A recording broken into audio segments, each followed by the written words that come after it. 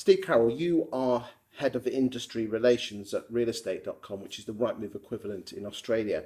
Talk to me about the balance between a personal brand as a real estate agent and a company brand, because you said in a previous video that in Australia it's almost 60-40 in terms of the more of a personal brand as opposed to the company brand, whilst in the UK it's 95% brand, 5% person.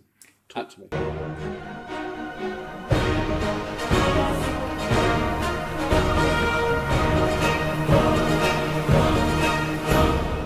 Yeah, absolutely. So one of the big differences between the Australian market and the UK market is in Australia, I will choose an agent, an individual agent to sell my house. I won't necessarily choose the office name or the brand. I choose the agent. So, for example, here in here in England, I've just recently sold my house in Rutland. Yes. I chose Murray's real estate agents to sell my house. I didn't choose an agent that works for Murray's. It's the opposite in many, many cases. Now, don't get me wrong.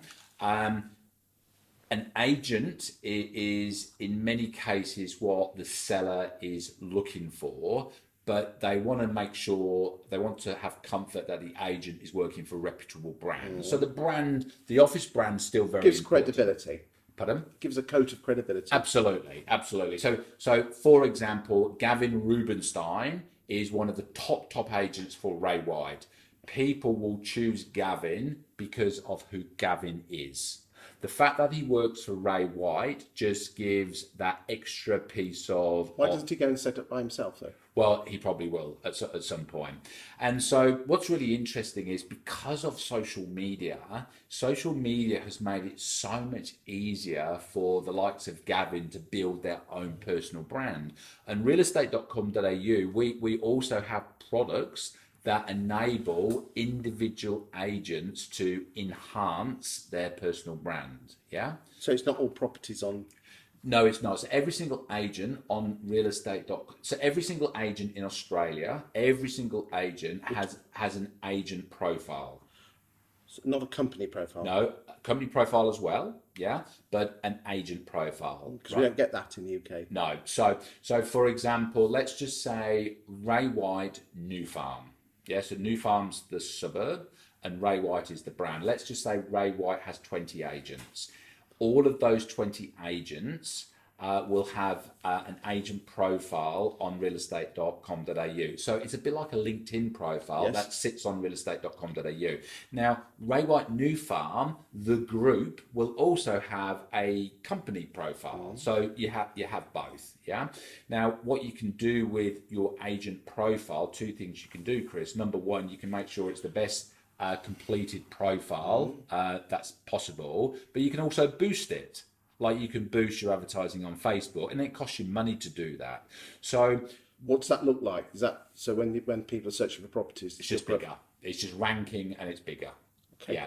And so the point I'm making is, in a world where LinkedIn and Instagram and Facebook and agent profiles and other platforms like Rate My Agent, which is aimed at individual agents, has made it so much easier for individual agents to build their own personal profile.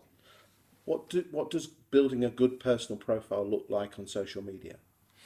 Well, it's a good question. So what I often, in my talks that we give for free as part of our drive to give back to the industry, we've done research to answer the question that you've asked. So my advice to real estate agents is there are 5 things that you should do with your agent profile on realestate.com.au. 5 things. The first thing is make sure you complete all of the fields. Okay.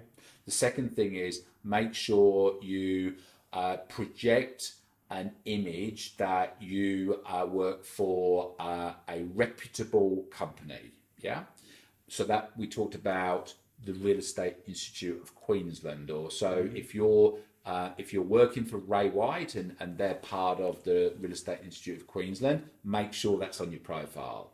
make sure that in your profile you give the impression that you're digitally switched on. Yeah, Okay. you're not a dinosaur agent that's living in the past. So British agents watching this is their link, almost doing their LinkedIn profile and their Facebook profile. Well, Thing. What I'm talking about now applies whether or not you're doing your profile on realestate.com, yeah, or whether or not LinkedIn or Facebook. Okay. It's the same. So how do they look digitally savvy? So they look digitally savvy by using good video, by obviously having links to their Facebook, their Instagram, their LinkedIn.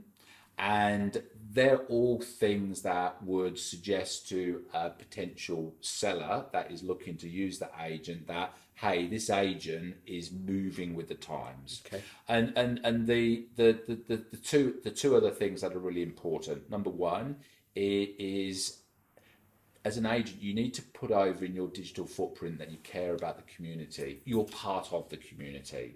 Now, millennials in particular, they want to deal with businesses that make money and are successful, but they want to deal with businesses that care about the community.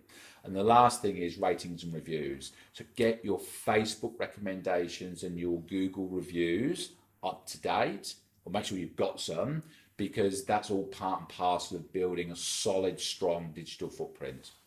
Thank you very much.